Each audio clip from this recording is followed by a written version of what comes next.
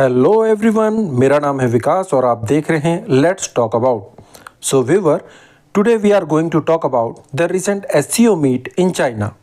अभी हाल ही में चाइना के तियानजिन में हुए एससीओ संघाई कोऑपरेशन ऑर्गेनाइजेशन या हिंदी में कहें तो संघाई सहयोग संगठन की मीटिंग हुई और इस मीटिंग में भारत, चीन और रूस के बीच बढ़ती हुई नज़दीकियां और ट्रंप के टैरिफ वॉर के बीच भारत के नए दोस्त बनाने की काफ़ी चर्चा हुई है। दोस्तों, एससीओ क्या है, कौन इसके सदस्य देश हैं, क्यों बना, ये सब जानना आपके लिए केवल एक गूगल सर्च दूर है। लेकिन हम इस चैनल पर इसके पीछे की जियोपॉलिटिक्स को आसान भाषा में समझते हैं। एससीओ में कुल 10 सदस्य देश हैं, लेकिन हमारे लिए महत्वपूर्ण 4 देश भारत, रूस, चीन और पाकिस्तान का रोल समझना है। भारत की विदेश नीति को अगर बाहर से देखें तो यह गुट निरपेक्ष या नॉन अलाइंड के सिद्धांत पर आधारित है, लेकिन पास से देखने पर पता चलता है कि भारत अपनी ज़रूरत या फ़ायदे के आधार पर कभी रूस तो कभी अमेरिका के करीब आते जाते रहता है, क्योंकि इंडिया की फॉरेन पॉलिसी इंडिया फर्स्ट पर आधारित है। 2020 की चीन के साथ गलवान झड़प के बाद चीन के खिलाफ खुद को मजबूत करने के लिए भारत यूएस के करीब जाने लगा था, क्योंकि यूएस भी चीन को अपने कॉम्पिटिटर की तरह देखता है, इसलिए उसने भी भारत को चीन के खिलाफ सपोर्ट किया। लेकिन जब से अमेरिका में ट्रंप की सरकार आई है, अपने सनकीपन के कारण उन्होंने दुनिया भर में टैरिफ वॉर छेड़ रखी है और भारत पर 50% का टैरिफ लगा दिया है। इसीलिए पिछले कुछ महीनों में भारत और यूएस के बीच रिश्ते कुछ खराब हुए हैं।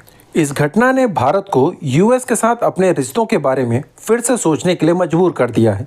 दूसरी तरफ इससे काफ़ी पहले से भारत और चीन अपने रिश्तों को सामान्य करने के लिए काम कर रहे थे। 2020 में जिन बॉर्डर पॉइंट्स पर दोनों देशों के बीच विवाद हुआ था, उसे कई दौर की डिप्लोमेटिक और मिलिट्री टॉक्स के बाद 2024 में सुलझा लिया गया है और दोनों देशों की सेनाओं के बीच डिसएंगेजमेंट भी हो गया है। इसके अलावा भारत के साथ संबंध सुधारने के लिए चीन की तरफ से भी लगातार प्रयास किए गए। चीनी विदेश मंत्री वांग यी अगस्त महीने में भारत आए और एससीओ मीटिंग के लिए प्रधानमंत्री मोदी को चीन आने के लिए इनवाइट किया। इसके बाद 7 सालों के बाद पीएम मोदी चीन गए। देखिए दोस्तों, जियोपॉलिटिक्स में एक बात कही जाती है कि इसमें ना तो कोई परमानेंट दोस्त होता है, ना ही कोई परमानेंट दुश्मन, केवल परमानेंट अपने फायदे होते हैं। जब चीन के साथ सीमा पर तनाव हुआ, तब भारत ने अपने हितों की रक्षा के लिए यूएस के साथ संबंध बढ़ाए और जब यूएस ने भारत पर टैरिफ लगाकर नुकसान पहुंचाने की कोशिश की, तो यूएस को मैसेज देने के लिए भारत चीन से संबंध सुधार रहा है। इसका यह मतलब नहीं है कि भारत चीन पर पूरी तरीके से भरोसा करने लगा है। गलवान में शहीदों को अभी भी हम भूले नहीं हैं। भारत ने एससीओ में भी चीन के सामने इस बात पर जोर दिया कि जब तक सीमा पर तनाव है, संबंध पूरी तरह से सामान्य नहीं हो सकते। दो देशों के बीच संबंध हमारे मोहल्ले के पड़ोसियों के झगड़ों की तरह नहीं होते, जहां अगर किसी बात पर आपके पड़ोसी से आपका झगड़ा हो गया तो आप दोनों बातें नहीं करेंगे, एक दूसरे की तरफ देखेंगे तक नहीं। ऐसा देशों के बीच नहीं चलता जब तक संबंध बहुत ज़्यादा ही खराब ना हो जाए। देशों के बीच किसी विवाद पर सरकार का एक विभाग उस पर काम करता है, जबकि दूसरे संबंध जैसे व्यापार, शिक्षा, पर्यटन, आयात निर्यात सामान्य ढंग से चलता रहता है। और चूंकि ये सब दोनों देशों के बीच अच्छे संबंध बनाए रखते हैं, इसीलिए कुछ समय के बाद विवादित मुद्दों को भी बात करके सुलझा लिए जाते हैं, जैसे आपने इंडिया चाइना के बीच देखा है। इसके अलावा एससीओ की साइडलाइन में भारत का रूस के साथ बायलैटरल मीट भी इंटरनेशनल मीडिया में काफ़ी चर्चे में रहा। ऐतिहासिक रूप से भारत और रूस अच्छे दोस्त रहे हैं और अभी जब ट्रंप हर तरह से भारत पर दबाव डाल रहे हैं कि भारत रूस से ऑयल ना खरीदे, ऐसे में भी यूएस के दबाव में ना आकर भारत का रूस से ऑयल खरीदना इस संबंध को और मजबूत कर रहा है।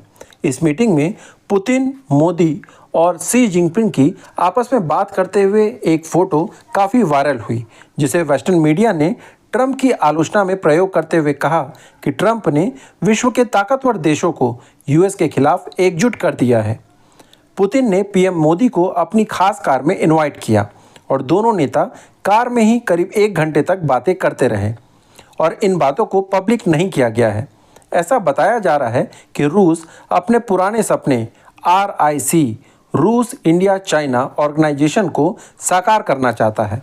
1990 में रूस के प्रधानमंत्री येवनगेव प्रिमिकेव ने इसका सपना देखा था कि तीनों देश एक साथ मिलकर तीनों के साझा फायदे के लिए काम करें।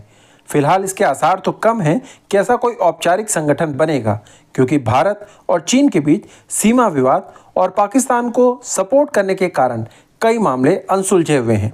लेकिन कुछ मामलों में ट्रंप के टैरिफ के असर से निपटने के लिए अनौपचारिक सहयोग संभव है। खबर आ रही है कि रूस ने भारतीयों के सामान के लिए अपने बाजार को खोलने की पेशकश की है।